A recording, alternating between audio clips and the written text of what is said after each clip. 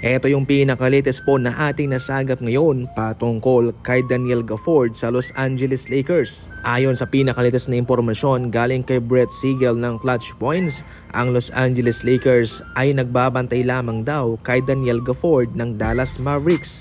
Sa ngayon na nag-i-struggle itong Dallas Mavericks at inamin din naman ni Mark Cuban na handa silang gumawa ng malaking mga pagbabago sa kanilang kupunan, posibleng nga hong madamay itong si Gafford sa mga papalitan. Nakita po kasi ng Lakers ang koneksyon at kung gaano kaganda ang chemistry ni Luka Doncic and Daniel Gafford sa Dallas Mavericks, kaya gusto po nilang dalhin ang magandang chemistry ngayon dito kay Luka Doncic mga idol kasama si Gafford sa Los Angeles Lakers. Maliban sa Lakers ay marami din naman ang nag-aabang kay Gafford, pero syempre kung patungkol naman sa chance na magkampiyon, mas matimbang para kay Gafford ang Los Angeles Lakers, especially sa ngayon na pasok sa top 5 ang Lakers sa conference standing. Sa madaling salita, kung sakaling magiging available na sa trade market si Gafford, una ang Lakers sa gagawa ng offer sa kanya.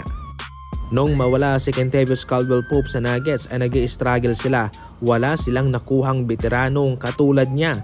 Pero sa ngayon finally kay Tim Hardaway Jr. ay parang nahanap nila ang mala KCP na galawan. Sa ngayon nga itong si Tim Hardaway Jr. ay nakapagbibigay ng consistent shooting sa Denver Nuggets, especially sa mga pasa galing kay Nikola Jokic. Nalampasan na nga ni Tim Hardaway Jr. si Kyrie Irving para sa career 3-pointers made na siyang naglalagay sa kanya sa ika-25th all-time sa 3-pointers made sa NBA. Sa ngayon mga idol, 13 points lamang po ang kanyang ina-average, pero malaking bagay po yan considering na mayroon siyang 53% na shooting sa 3-point line sa 7 larong na ipanalo ng Denver Nuggets sa kanilang mga nagdaang laban.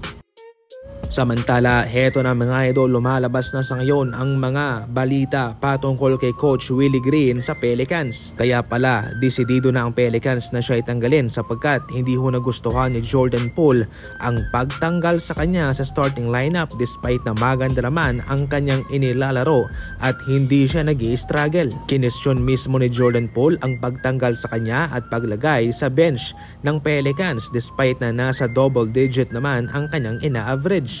Ayon sa impormasyon ay mayroong pinapabura na ibang players itong si Coach Willie Green at kahit na si Zion Williamson, yung kanilang star player, ay hindi nga niya sinasabihan sa kanyang mga pagkukulang. At kaya hindi po yun nagustuhan ng Pelicans at sinibak siya noong nagdaang linggo. Sa ngayon ay hindi pa nakakalaro si Jordan Poole pero asahan na siya'y makakabalik na sa starting lineup position.